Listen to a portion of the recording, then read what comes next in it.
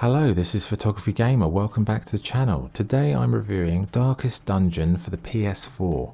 Darkest Dungeon is a turn-based dungeon crawler developed by Red Hook Studios. The game starts with you returning to your inherited estate, which has become infested by horrific evil creatures in the catacombs below the manor. As the current owner of the estate and the surrounding lands, you have to recruit a variety of adventurers and mercenaries to help cleanse the area. The action takes place with a mixture of real-time movement and turn-based combat.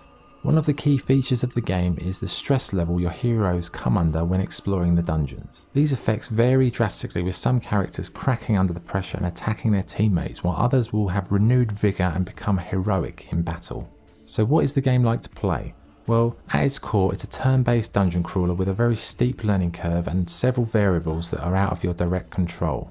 The game starts in the hamlet, your home base of operations. In this area you've got an abbey for stress relief, the sanitarium to cure disease, the guild where combat skills can be upgraded, and the blacksmith to create weapons. You'll often get new recruits at the stagecoach, and as the game progresses you get more resources so you can build new structures that will aid the community in the adventure. Before you enter a level you have to choose your team of 4 and what special items they'll take on the quest, such as food, shovels and torches.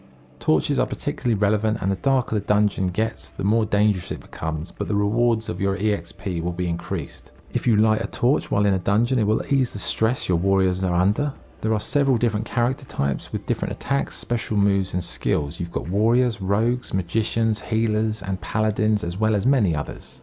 Each character can be leveled up over time, and more quests they survive, the stronger they become. However, after a while the toughest warrior will crack under the pressure and gain some sort of affliction.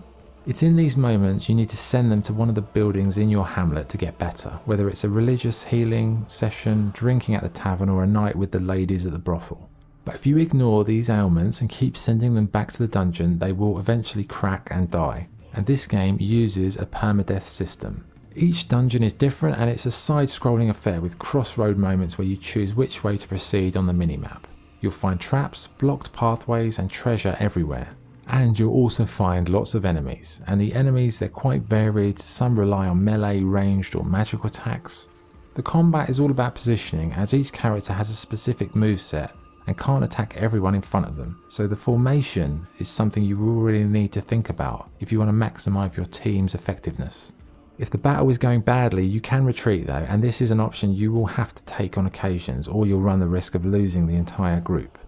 Overall, it's a very challenging, in-depth strategic turn-based dungeon crawler with an interesting stress dynamic that really does affect how you approach each situation. The game has a richly dark atmosphere with a macabre overtone and wonderful voiceover who frequently provides articulate commentary on the harrowing journey of your adventurers. In an audio sense, very good game for an indie game. It's amazing actually. Okay, so what's good and what's bad? What's good? The game has great presentation, great atmosphere and a wonderful voiceover. The game is a genuine challenge to complete, and it will take you a long time to finish the Darkest Dungeon. The variety of characters is very impressive, the strategic combat is great, and the addition of stress as a factor to consider really gives the game a unique edge. What's bad? The random fluctuation of the difficulty can be annoying.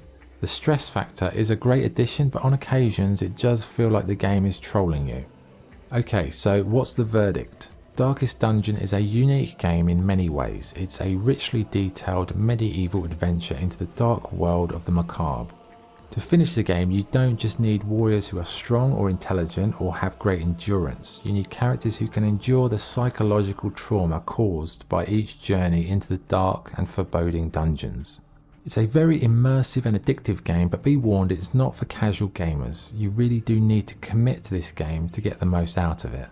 But if you do commit, you will be rewarded one of the best real-time strategy combat dungeon crawlers I've ever played. So with all that being said, my score for the Darkest Dungeon is 9 out of 10. Okay, that was the review. Thank you for watching. If you enjoyed the video, please like and subscribe. This is Photography Gamer, signing off. Thank you.